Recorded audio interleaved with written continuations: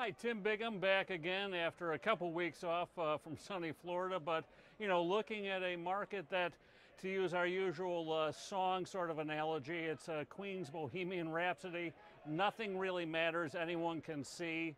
Nothing really matters with QE, and that's really the story of this market. I mean, earnings have been tempered down from January till now. Looking at first quarter earnings, they've actually come in about 3%. So analysts looking for about 3% less earnings, actually earnings recession, forget about growth, yet the market has ripped higher almost 11% in that time frame. So you're seeing this big PE multiple expansion, and I think it may be akin to what we saw back in kind of the NASDAQ mania days, where these companies were going along good until they actually reported earnings. Then kind of the cold light of day fell on valuation. So with earnings season off to a less than auspicious start, albeit with only a few stocks out, Alcoa, I think, will represent maybe what we might see here, which is a miss on the revenue side and a slight beat on the earnings side. So the fact that analysts have tooled down expectations makes it easier to beat. So you have the market up 11% on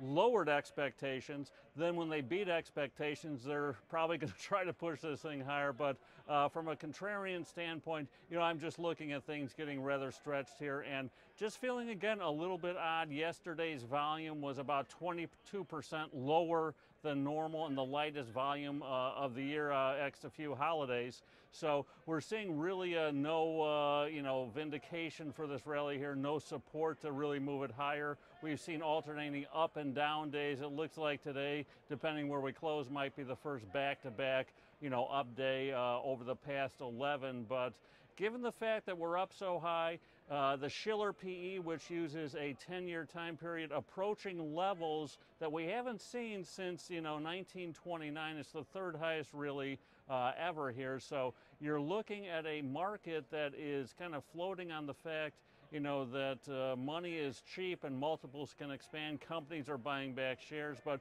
there's really no organic growth. To me, at some point, we're going to have to get that organic growth, or we will have that pullback.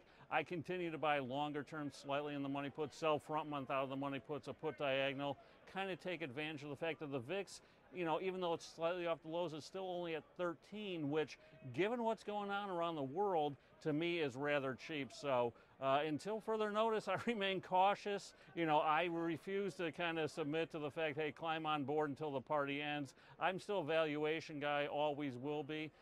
So until valuations come in, until we get about 15% lower, where I kind of have my properly valued market, I'll probably be, out of the game here. And if I miss the rally, so be it.